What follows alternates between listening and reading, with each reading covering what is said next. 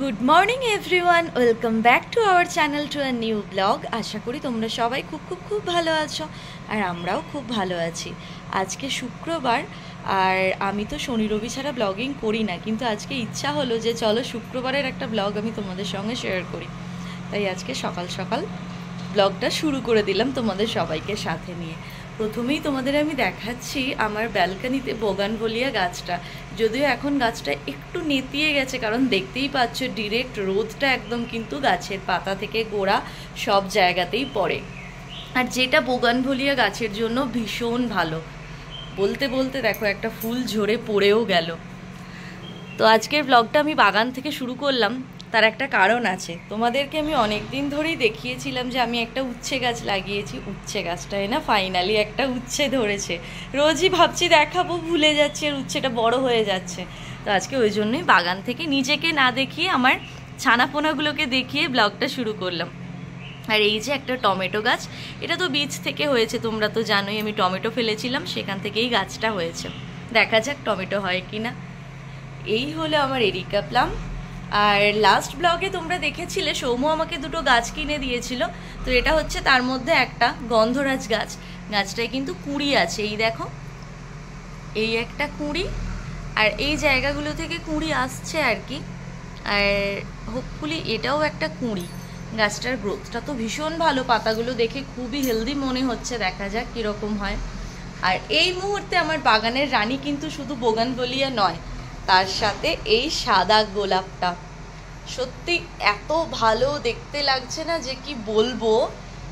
গাছের পাতাগুলো কতটা বড় বড় তোমরা দেখতেই পাচ্ছ, মানে হেলদি গাছের সিম্বল হচ্ছে এগুলোই। সাথে গোলাপগুলো দেখো, 3টে গোলাপ ফুটবে, আস্তে আস্তে করে একটা একটা করে পাপড়ি মেলছে, কি যে ভালো দেখতে লাগছে। আর এই হলো আমার উচ্ছে গাছের গোড়া। আর উচ্ছে গাছটা এইভাবে উঠতে উঠতে উঠতে উঠতে দেখো একটা উচ্ছে ধরেছে। দাঁড়াও তোমাদের আমি জুম করে দেখাই। এই দেখো, দেখতে পেয়েছো? এই উচ্ছেটা কিন্তু ধরেছে। এর আগেও একটা ধরেছিল, সেটা পড়ে গেছে, আর এখন এই মুহূর্তে পাশে আর একটা উচ্ছে ধরে আছে। কিন্তু একই সঙ্গে দুটো উচ্ছে হলেও এ বেশ বড় হয়ে গেল, আর ওটা কেন বড় হলো না বুঝতে পারছি না।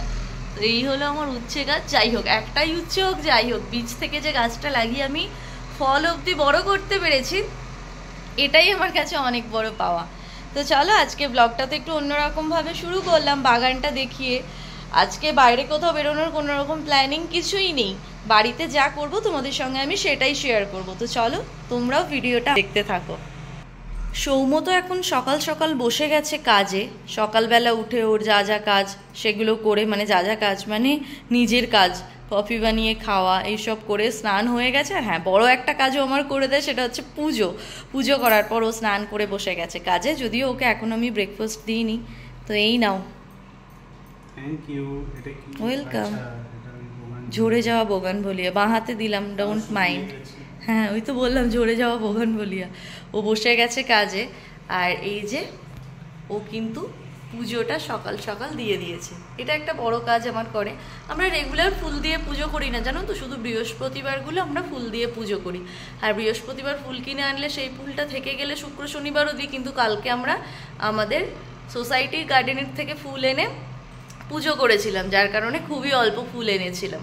তাই আজকে শুক্রবার হওয়া সত্ত্বেও ঠাকুরের পায়ে কিন্তু আমরা ফুল দিতে পারিনি। তো চলো এবার ওকে ব্রেকফাস্টটা দিয়ে দিই।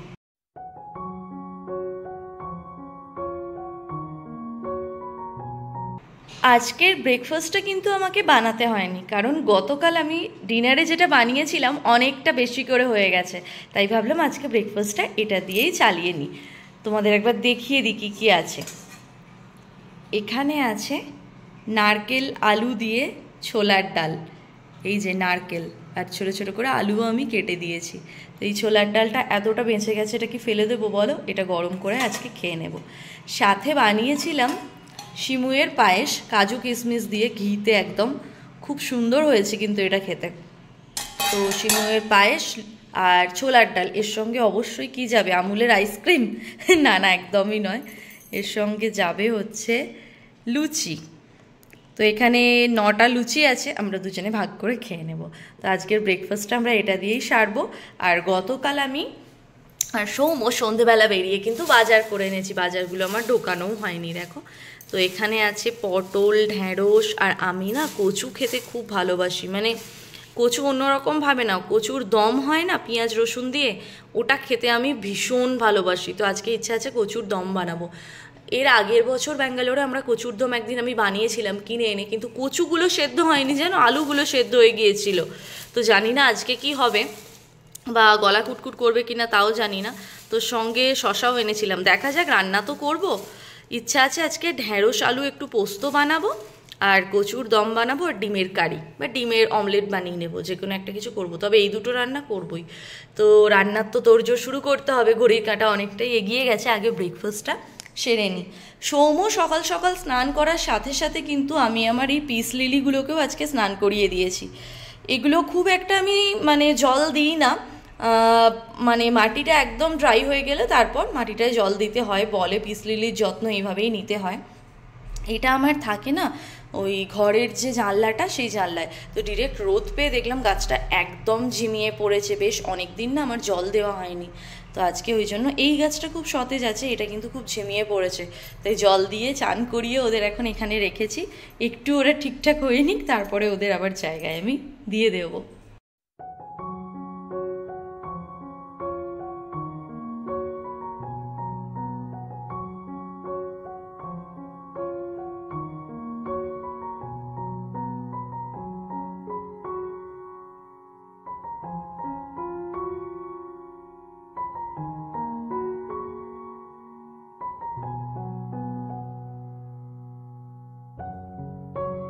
সৌম্যকে তো ব্রেকফাস্ট দিয়ে দিয়েছি, আর সৌম্যর 11:45 থেকে একটা কল আছে, ওই জন্য অনেকটা তাড়াহুড়োর মধ্যে ও কিন্তু ব্রেকফাস্টটা করে নিচ্ছে। ছোলার ডালটা অল্প একটু গরম করে দিলাম, আর পায়েস তো ঠান্ডাই ভালো লাগে। ভালো লাগছে আজকে, খুব তাড়ায় আছে তাই করছে। তো চলো আবার পরে ফিরছি। ঘড়ির কাঁটায় এখন 11:05, আর সৌম্য এখনও কিন্তু আঙুল চেটে খেয়ে যাচ্ছে। এর মাঝে ওর কল কিন্তু শুরু হয়ে গিয়েছিল, ও কলটা অ্যাটেন্ড করে নিয়ে এই যে এখানে সব কিছু ফোন থেকে কানেক্ট করে নিয়েছিল আবার, তারপর খাওয়াটা কমপ্লিট করলো। দুটো লুচি খেয়ে উঠে গিয়েছিলে তাই না, বলো? না, লুচি ছোলার ডাল খেয়ে একটু আস্তে আস্তে খেতে ভালো লাগে, এমনি অন্য খাবার ঠিক আছে, কারণ এগুলো তো মাঝে সাঝে হয়। একদমই তাই, যদি সপ্তাহে 2-3 দিন হতো ভালো হতো। সে তো ভালো হতোই, কিন্তু এটা তো হেলদি নয় না। না, তাহলে 2-3 দিন হবেটা কি করে? তো চলো এবার আমিও ব্রেকফাস্ট করে নেব। তার আগে আমি সবজিগুলো বের করে নিলাম। আজকে যে রান্নাটা হবে তোমাদের বললামই, এখানে ঢ্যাঁড়স আলুর পোস্ত হবে, একটাই আলু দেবো, আর হবে কচুর দম। আর এই গাছগুলো এবার জায়গায় রেখে দিই, চলো।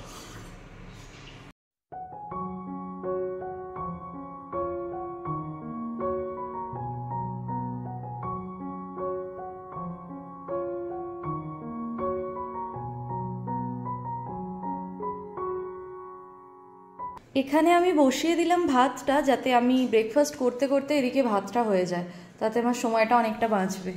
এই যে আমার ব্রেকফাস্ট, আর এখানে ভাত হচ্ছে, আর এখানে কিন্তু আমি সবজিগুলো, ঢ্যাঁড়স তো বলে কাটার আগে ধুয়ে নিতে হয়, তাই আমি এই ডেকচির মধ্যে ঢ্যাঁড়সটাকে ভিজিয়ে রাখলাম, ভালোভাবে ধুয়ে নেব রোগড়ে, তারপর আমি কাটবো আর কি, রান্না করবো। আর একে দেখো সমানে ঘুরঘুর করছে, কাজ করছো? হ্যাঁ, তোমার অফিস টাইমে অফিসের না কাজ করে সংসারের কি উপকার করছো তুমি? এগুলো কাজগুলো তো আর কেউ করার নেই, আমাকেই করতে হয়, সেই জন্য করে দিচ্ছি। বাবা, বড্ড আজে কথা বেরিয়ে গেছে দেখছি। আর দেখো আমি না ফ্রিজের জন্য এই নতুন ম্যাগনেটগুলো কিনেছি, কীরকম হয়েছে তোমরা কমেন্টে জানিও। এগুলো মিশোর থেকে নিয়েছি, খুব সুন্দর দেখতে না বলো? আমার তো বেশ ভালো লাগছে, ফ্রিজটা বেশ অন্যরকম লাগছে।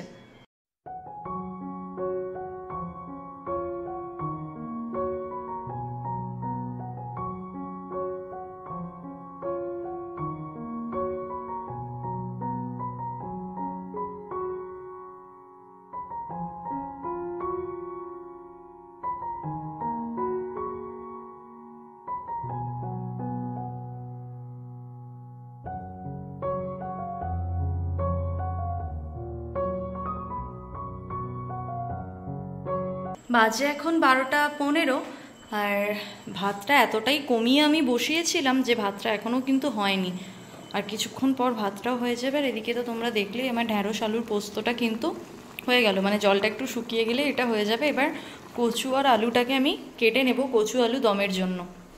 আর সোমু একটা পেঁপে বেশ অনেক দিন ধরে কিনে এনে রেখেছে, এটাকেও কেটে রেখে দেবো, তারপর ওটাও বিকেলবেলা খেয়ে নেবে আর কি। আমি কেটে এয়ারটাইট কন্টেনারে ফ্রিজে রেখে দেবো। আর কালকে একটা তরমুজও কিনে এনেছি, এই দেখো। এবছর খুব একটা তরমুজ খাওয়া আমাদের হয়নি, তাই কালকে সোমু একটা তরমুজ নিল, দেখা যাক এটা লাল হয় কিনা বা মিষ্টি হয় কিনা। আলু আর কচুটা তো আমার সুন্দর করে কেটে ধোয়াও হয়ে গেছে, একটু জলে ভিজিয়ে রেখেছি। আর এদিকে আমার ভাতটা হয়ে গেছে, ভাতটা এখনও ফ্যানটা জড়ানো হয়নি। আর এখানে কচু আলু ভাজার জন্য তেলটা গরম করতে বসিয়ে দিলাম। ঢেঁড়স আলু পোস্ত কিন্তু আমার একদম হয়ে গেছে, কালো জিরে দিয়ে করেছি, খেতে কিন্তু খুব সুন্দর হয়েছে। প্রথম পাতে এটা খেতে কিন্তু খুব ভালো লাগে। আর ঢেঁড়সগুলো ভেঙে গেলে কীরকম একটা কাদা কাদা লাগে, কিন্তু দেখো প্রত্যেকটা ঢেঁড়স আমার গোটা গোটাই আছে। চলো এবার এই রান্নাটাকে ঝটপট করে আমি কমপ্লিট করে নিই।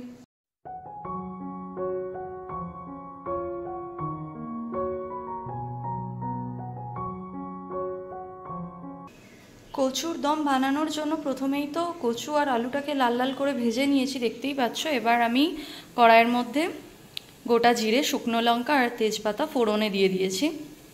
আর এদিকে আমার কাজটা কীরকম বেড়ে গেল দেখো। মিক্সিতে এই যে আদা রসুন টমেটো পেঁয়াজ পেস্ট করতে গিয়ে একদম সমস্ত ওভারফ্লো হয়ে চারিদিক ছিটিয়ে ভরে গেল। বাজে এখন 1:25 আর আমার রান্নাবান্না কিন্তু একদমই কমপ্লিট। এখানে ভাত ঢ্যাঁড়সের পোস্তটা রাখা আছে, আর এখানে তো কচুর দম অলমোস্ট হয়ে এসেছে। এবার জাস্ট একটু গরম মশলার গুঁড়ো দিয়ে নামিয়ে নেবো। খেতে কিন্তু খুব ভালো হয়েছে। আর আজকের কচুগুলো আমি আর কি খুন্তি করে কেটে কেটে দেখলাম, কচুগুলো খুব ভালো গলেছে। মানে আগের বার যে ভয়টা পেয়েছিলাম বা হয়েছিল আমার সাথে যেটা, এবারে সেটা হয়নি, খুব ভালো হয়েছে। আর আমি কচুর দম খেতে ভীষণ ভালোবাসি, স্পেশালি আমার দিদির হাতে। তো আমার দিদি কিছুদিন আগে কচুর দম করেছিল, আমাকে ফোনে বলছে তোর জন্য খুব মন কেমন করছে, তো আজকে আমিও বানিয়ে খেয়ে নিচ্ছি। আর এখানে করে নিচ্ছি ডবল ডিমের অমলেট, একসঙ্গেই ভেজে নিচ্ছি, কারণ আবার আলাদা আলাদা করে দুটো ভাজা। ডিমটা খাওয়ার সময় ভাজলে ভালো হতো গরম গরম, কিন্তু আর ভালো লাগছে না এখন। একেবারে সমস্ত রান্না কমপ্লিট করে গ্যাসটাকে আমি মুছে নেবো। আর পেঁপেটা কিন্তু আমার এখনও কাটা হয়নি, এবার আমি পেঁপেটাকে কাটবো। তারপর আমার কাঁচাকুচি ভেজানো আছে, সেগুলোকে কাচতে হবে। অনেক কাজ অনেক কাজ। তো চলো একে একে সারি কাজগুলো।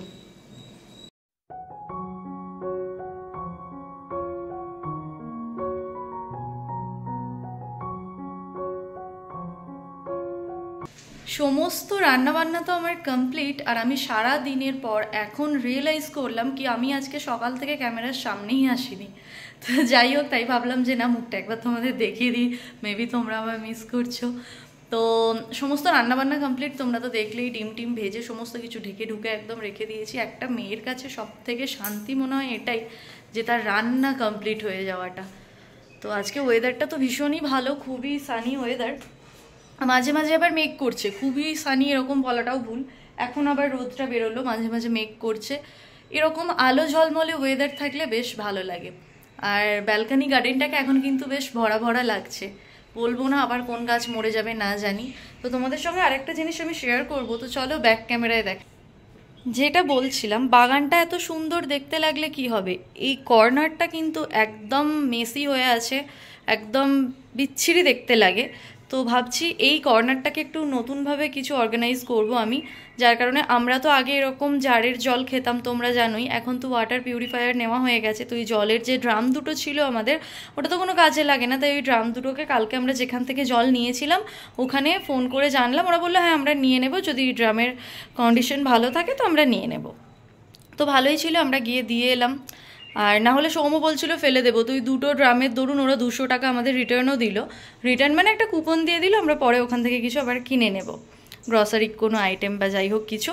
তো এই কর্নারটাকে আমি সুন্দরভাবে নতুনভাবে আর কি অর্গানাইজ করব, যার কারণে এই বড় যে টাবটা দেখছো তোমরা বা বালতি বলতে পারো, এই বালতির ভেতরে এই যে ঘর মোছার যে ইয়েটা আছে না, এটাকে আমি ভালোভাবে ধুয়ে বাথরুমের ওই যে কি বলবো বেসিনের নিচে যে বক্সটা আছে ওখানে ঢুকিয়ে রাখবো।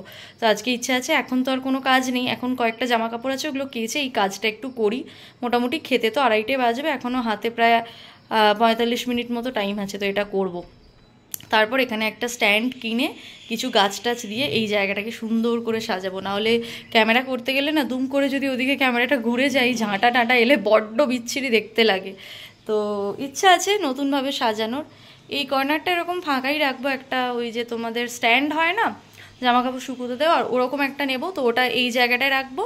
আর এই কর্নারটাকে সুন্দরভাবে আমি একটা স্ট্যান্ড কিনে, যে রড আয়রনের স্ট্যান্ডগুলো হয়, সুন্দর করে সাজাবো। তো তার কাজই একটু একটু করে শুরু করবো। অনেক কিছু ফেলার ছিল, সেগুলো আমি ফেলে দিয়েছি, তবে বাগানটাকে বেশ ভরা ভরা লাগবে। আমার বাড়িঘর গুছিয়ে রাখতে খুব ভালো লাগে জানো তো, মানে আমি ছোটোর থেকেই এরকম ভালোবাসি পরিপাটি জিনিসটা। প্রত্যেকটা মেয়েই মনে হয় ছোটো থেকেই সংসারী হয়, আর যখন তার নিজের সংসার হয় তখন তো সে মনের মতন করে গোছাবেই। তো আমার সাথেও সেটাই হয়েছে। হয়তো আমার ঘর একটা, জায়গাটা একদমই ছোট, কিন্তু তাও সুন্দরভাবে পরিপাটি করে সাজিয়ে গুছিয়ে রাখলে দেখতেও ভালো লাগে, মনটাও ভালো লাগে। মনে হয় প্রত্যেকটা কর্নার যেন আলাদা আলাদাভাবে সাজাই, তো আলাদা আলাদাভাবে এক একটা করে কি মেমোরি থাকবে ওখানে, যার কারণে। তো চলো এখন বক বক না করে নিজের কাজগুলো করি। আমাদের তো লাঞ্চ হয়ে গেছে বেশ অনেকক্ষণই, আমার চানও হয়ে গেছে।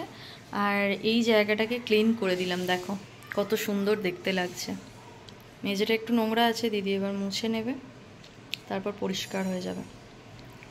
আকাশে এখন যদিও বেশ ভালোই আলো আছে, কিন্তু এখন বাজে ওই 7:05 এরকম। এই যে লাইটগুলো অন করে দিয়েছে, আর এখানে এই জায়গাটায় গাছগুলো কেটে দেওয়ার কারণে রাস্তাটা কিন্তু এখান থেকে এই দেখো পুরো একদম দেখা যাচ্ছে। আজকে আমি আর কোথাও বেরোবো না, সৌম্য হয়তো সন্ধেবেলা বেরোবে, একটু তেলে ভাজা আনবে, সন্ধেবেলা একটু মুড়ি মাখবো, মুড়ি খাবো একটু। এখানে অনেকক্ষণ অবধি আলো থাকে, যেটা আমার খুব ভালো লাগে। আমি একটু এখন ব্যালকানিতে হাঁটাহাঁটি করছি, সৌম্য অফিসের কাজ করছে। আর সত্যি এই জায়গাটা কিন্তু খুবই পরিষ্কার লাগছে। বালতিটায় এত ধুলো পড়েছিল না, ওই যে বড় টাবটা ছিল, আয়রন পড়েছিল পুরো পাঁপড়ের মতো। এখানে জল এত খারাপ, ওটা বিয়ের আগে না সৌম্য এটাতে জল রাখতো, তো পুরো পাঁপড়ের মতো একটা লেয়ার পড়ে গিয়েছিল। তো মেজে ওর মধ্যে যে জিনিসগুলো লাগবে না সমস্ত ভরে বেসিনের নিচে ওই বক্সটাতে রেখে দিয়ে চলে এসেছি। আর কিছু জিনিস এখন এই জায়গাটায় রেখেছি। এর মধ্যে এই যে জলের ইয়েটা আছে না, মটকাটা, এটাকেও কালকে ফেলে দেব, এগুলো লাগবে না। আর ওই ক্যারিটাতে আছে মাটি গাছের জন্য, তো কিছু টব এনে এই সপ্তাহে গাছটাও লাগাবো ভাবছি, এই তৈরি মাটি একদম ওটা। তো এই জায়গাটাকেও আমি ক্লিন করে নেব, তারপর ব্যালকানিটা খুব সুন্দরভাবে ইচ্ছা আছে সাজাবো, মানে গাছ টাছ দিয়ে। কিন্তু সৌম্য আমায় বারণ করছে, বলছে এখন তো বাড়ি যাব, এই মুহূর্তে তুমি আর গাছ বাড়িও না। কিন্তু বাড়ি যেতে এখনও প্রায় 2.5 মাসের ওপর দেরি, ততদিনে কি করব, একটু গাছই লাগাই না হয়। এই জায়গাটায় একটা কর্নার র্যাক টাইপের অর্ডার করব। অনেকটা দাম বলছে জানো, প্রায় 1800 টাকার ওপর দাম দেখাচ্ছে অ্যামাজনে। তো দেখি ওর কাছে দুবার বায়না করলেই ও দিয়ে দেবে। আমার না মানে জামা কাপড় ভালো লাগে, আর এইসব গাছের বা ঘর সাজানোর জিনিস ভালো লাগে। আমি কখনোই বলবো না আমাকে এই রেস্টুরেন্টে, ভালো নাম করা রেস্টুরেন্টে খাওয়াতে নিয়ে চলো, এই করো তাই করো। আমার এগুলো চাহিদা নেই, আমার চাহিদা হচ্ছে এইগুলো, মানে ঘর সাজানো টুকটাক। দেখো একদিন রেস্টুরেন্টে গিয়ে 2000 টাকা বিল করে আসবো, তার থেকে 2000 টাকা দিয়ে আমার তো এই জিনিসটা হয়ে যাবে বলো, আমি এরকম ভাবি এগুলো। তো দেখা যাক, ও কিনে দেবে নিশ্চয়ই। তো চলো এখন একটুখানি ভিডিও এডিটিংয়ের কাজ করে নিই, তারপর সৌম্য সন্ধেবেলা তেলে ভাজা নিয়ে এলে মুড়ি মেখে আবার তোমাদের সঙ্গে কথা বলবো। আমি তো চলে এসেছি চপ নিতে, দুধ একটু খিদে পেয়েছে, আর আমারও পেয়েছে অবশ্যই। ঠান্ডা ঠান্ডা ওয়েদার, এই সময় মুড়ি আর চপ জমে যায়। জানি না মুড়ি খাবো কিনা, দেখা যাক। তো চপ নিয়ে যাই। সৌম্য তো এখন চলে গেছে চপের দোকানে চপ আনতে, আর আমি এখানে ভিডিওটা এডিট করলাম, দিয়ে একটু জায়গাগুলো চেক করে নিচ্ছি। তো চলো ভিডিওটা এখন রাখি, রেখে আমি আগে মুড়িটা মেখে নিই। চপ নিয়ে তো চলে এসেছি, আর অনেক জায়গায় বৃষ্টি হচ্ছে, কয়েকটা গাড়ি যাচ্ছিল দেখলাম ভিজে ভিজে। এখানে এখনো হয়নি, ঠান্ডা হাওয়া দিচ্ছে। মুড়ি মাখা তো চলছে, যেরকম বললাম তোমাদের যে হয়তো মুড়ি মাখবে, তো মাখছে অবশেষে। আর এখানে চপও নিয়ে চলে এসেছি। এখানে আলুর দাম বেড়ে গেছে, প্রায় 42 থেকে 45 টাকা কেজি বলে আলুর চপ আর পাওয়া যাচ্ছে না। হ্যাঁ হ্যাঁ, পেঁয়াজও নেই, ক্যাপসিকাম আর লঙ্কা, লঙ্কা মানে বড় বড় লঙ্কা যেগুলো। তো বাড়িতে কিছুই সেরকম ছিল না, মানে চানাচুরটা শেষ হয়ে গেছে আমারই চপ করে, তাই ছোলা দিয়ে আর নারকেল আছে, নারকেল দিয়ে চপ, এখানে মরিচের গুঁড়ো আর একটু নুন, সর্ষের তেল। আর চপের সাথে অন্য সময় চাটনি দেয় একটা। চাটনি মানে কিরম চাটনি, কিসের? হ্যাঁ ওরা জানে, দেখেছে যারা আমাদের ব্লগ দেখে তার। এটা তো লঙ্কার বড়াই হয়ে গেছে। আচ্ছা, এই লঙ্কারই 2টো ক্যাপসিকাম আর 2টো লঙ্কা আছে। চলো এবার আমরা খেয়ে নিই। কিন্তু চা বানালে ভালো, তো চা বানাবো না, আর রাত এত বেজে গেছে আর চা খাবো না। রাত হয়ে গেছে, 8টা 10 বাজে রাত। আমি তো রাত 10টাতেও চা খেয়েছি, সেটা কথা থাক, নেই। আমারই কাজ কম, চলো খেয়ে নিই। এখন বাজছে 10টা 20, আর সৌম্য এখন এখানে করছে ডিনার আর দেখছে হচ্ছে মির্জাপুর। আর আমি আজকে আর ডিনার করলাম না, তার কারণ এই যে সন্ধেবেলা আমি মুড়ি খেয়ে নিলাম না, ব্যাস আমার হয়ে গেছে পেট ভর্তি, আর খেতে ইচ্ছা করলো না এখন। আর জোর করে আমি কখনোই খাই না, যার কারণে আর এখন আমি খেলাম না, আজকে ডিনারটা স্কিপ হয়ে গেল। তো চলো ও ডিনারটা করে নিক, তারপর দুজনে একসাথে ভিডিও এন্ড করবো, তাই তো নাকি? একদম। সিনেমাটা ভালো? এই তো সবে শুরু করলাম। ঠিক আছে। এখন বাজে রাত 11টা, আর আজকের মতন আমার সমস্ত কাজ কমপ্লিট। তোমরা তো দেখলেই আমি ডিনার করিনি, সৌম্য ডিনার করলো, তারপর জায়গাটাকে মুছে নিলাম, আর যা যা কাজ থাকে সমস্ত কিছু করে। রান্নাঘরটা দেখবে রাত্রেবেলা ক্লিন করে রাখলে না, সকালবেলা উঠে রান্না করতে একটা আলাদাই ভালো লাগে। নাহলে রান্নাঘর যদি মানে এঁঠো কাঁটা রেখে শুয়ে পড়া হয়, সকালবেলা উঠে রান্নাঘর গোছাবো নাকি রান্না করব, এই নিয়ে অনেকটা সময় ফালতু নষ্ট হয়ে যায়। তো যাই হোক, আজকের মতন ব্লগটা এতটাই থাকলো।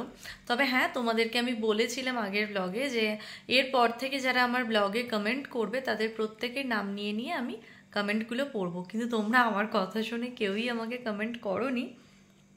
তবে লাস্ট যে বড় ব্লগটা আমি আপলোড করেছিলাম, মানে ওই যে ভৌতিক ঘটনা ঘটেছিল ফ্ল্যাটে, ওই ব্লগটাতে কমেন্ট করেছে একজনই, তো আমি সেটাই পড়ছি। ঈশিতা সিনহা, ওকে আমি পার্সোনালি চিনি, তোমরাও ওকে ব্লগে দেখেছো, আমার পাশের অ্যাপার্টমেন্টেই ও থাকে। তো ও কমেন্ট করেছে যে বাড়ি থেকে দেখলাম, মানে ও এখন বাড়ি গেছে, ওর বাড়ি বর্ধমান, তো ও বাড়ি গেছে, বাড়ি থেকে ব্লগটা দেখেছে, এটাই লিখেছে, বাড়ি থেকে দেখলাম, অনেকগুলো ভালোবাসা পাঠিয়েছে। তো তোমাকেও অনেক অনেক ভালোবাসা যে তুমি এখান থেকে বাড়ি গিয়েও সবার মধ্যে সময় কাটাচ্ছ, তার মধ্যেও যে আমাদের ব্লগটা দেখেছো, অনেক অনেক থ্যাংক ইউ তোমাকে। আর খুব তাড়াতাড়ি বাড়ি চলে এসো, কারণ এখানকার লোক তোমাকে খুব মিস করছে, সাথে আমিও। যাই হোক, আর আরেকটা ভালো কমেন্ট আমি আজকে পেলাম, যেটা আমার খুব ভালো লাগলো, আমি তোমাদের ওটাও একটু পড়ে শোনাবো।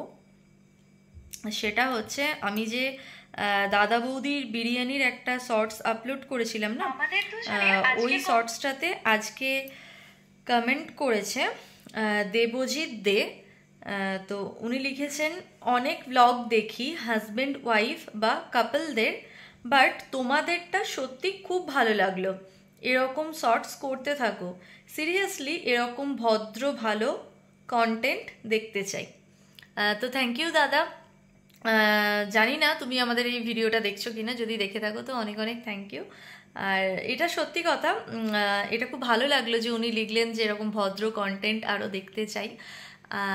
এরকম অনেক ভিডিও আমরাও দেখি ইউটিউবে, যেগুলো সত্যি মানে হঠাৎ ইউটিউব স্ক্রল করতে করতে যদি কোনো শর্টস ওরকম চলে আসে না, মানে পাশে কেউ বসে থাকলে, হোক সে সমবয়সী, হোক সে আমার থেকে বয়সে ছোট কি বয়সে বড়, নিজেকে না লজ্জায় পড়ে যেতে হয়। মানুষ এখন কিছু ভিউজের জন্য এমন এমন বা আর্নিংয়ের জন্য এমন এমন কন্টেন্ট ক্রিয়েট করে ভিডিও বানায়, মানে বলারই নয়। আমার পরিচিত এরকম অনেকে ভিডিও বানায়, মানে যাদের ভিডিওগুলো দেখতে সত্যি রীতিমতো একজন মেয়ে হিসাবে একজন মেয়ের ভিডিও দেখতে লজ্জা লাগে।